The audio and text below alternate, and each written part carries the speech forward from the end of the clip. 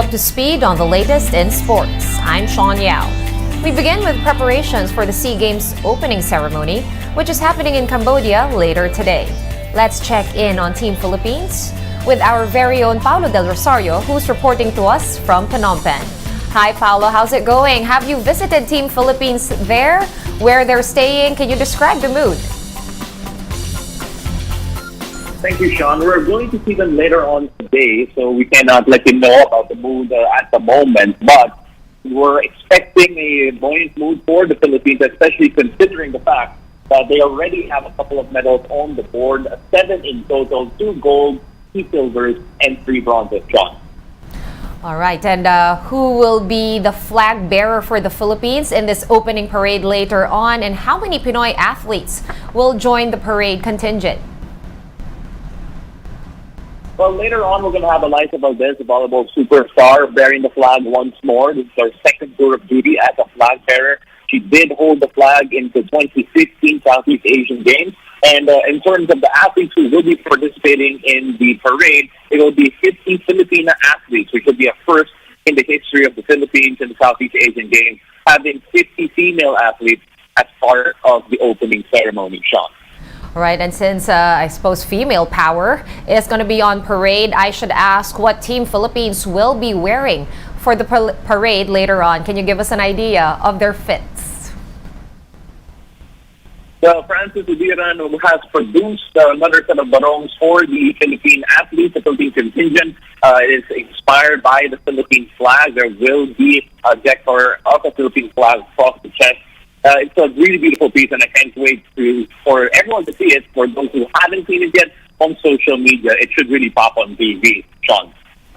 All right, and after tonight's opening ceremony and opening parade, games will resume tomorrow. What can we look forward to? What events will Filipinos be participating in? Well, there are a lot of events happening tomorrow. You can check the website of the Southeast Asian Games for the full schedule. But there are already a few medals up for grabs as early as tomorrow. In particular, the obstacle course race will feature an all-Filipino final with a couple of world records already broken during the semifinals of that event. So with a lot more coming up, be sure to catch all the updates here because it's really going to be said to be something that is going to be fast-paced and should be something that a lot of Filipinos will be proud of. So. Right, it's going to be an exciting week or so ahead. Thank you so much for those updates, Pao. Paulo Del Rosario there, reporting to us live from Phnom Penh in Cambodia, the site of the 32nd Southeast Asian Games. And like Paulo has said, so far, Team Philippines has garnered 2 gold medals in the games in Cambodia.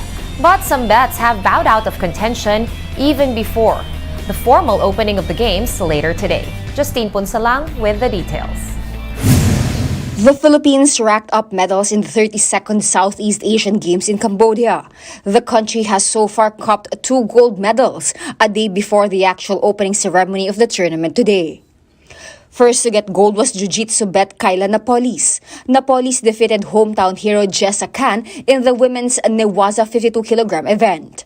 This was a payback of sorts for Napoles after Khan defeated her in a separate division in the 2019 Games, which was held here in the Philippines.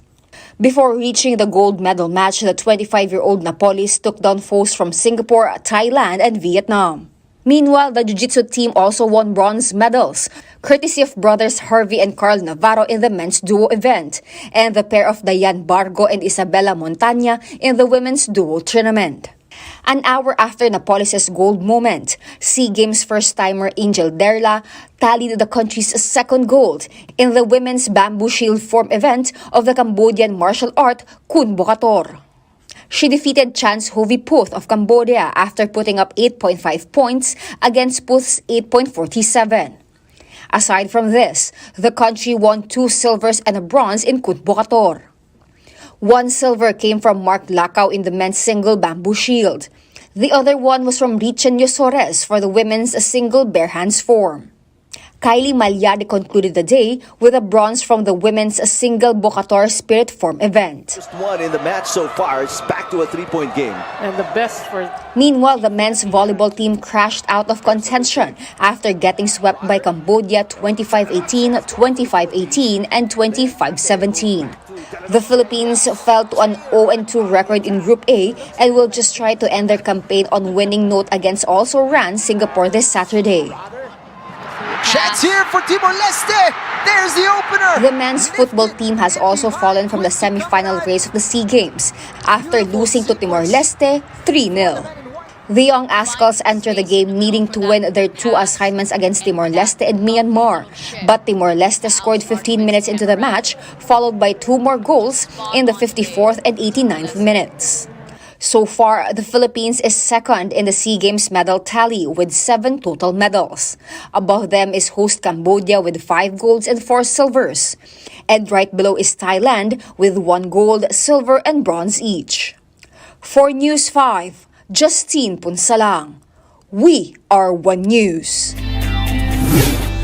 And Ginebra star guard Scotty Thompson will not be with Gilas Pilipinas in its quest to retake the SEA Games gold from Indonesia.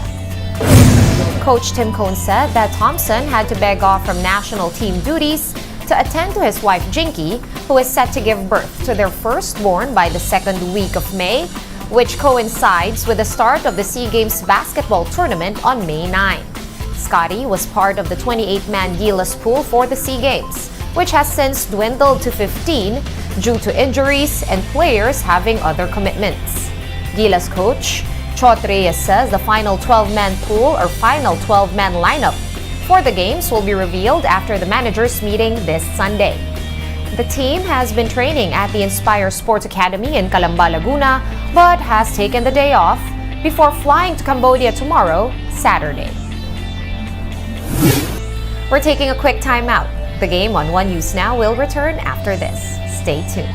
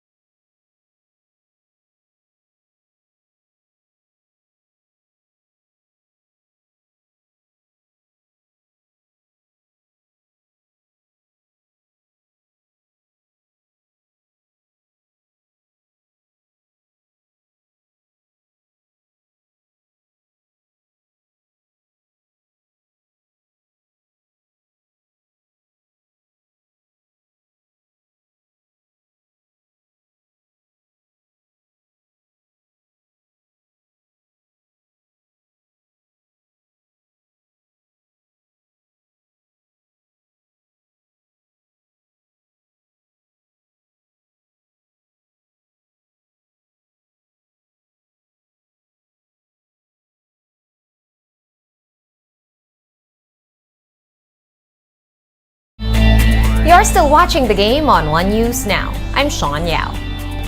Dallas Mavericks star Luka Doncic will cover funeral costs for victims of the mass school shooting in Belgrade, Serbia. On Twitter, Doncic expressed regret over the incident and has vowed to provide long-term assistance to the victims.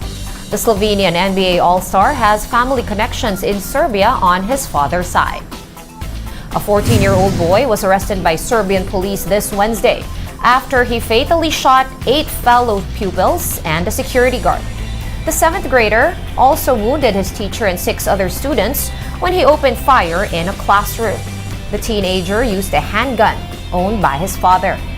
Thousands of people have since gathered in Belgrade to mourn the victims, lighting candles and laying flowers in front of the school. And Argentine football star Lionel Messi has reportedly received a formal offer to join Saudi Arabian club Al Hilal next season. A source told Reuters that the offer is worth some $400 million a year. The source also said that this is the only offer Messi has received so far.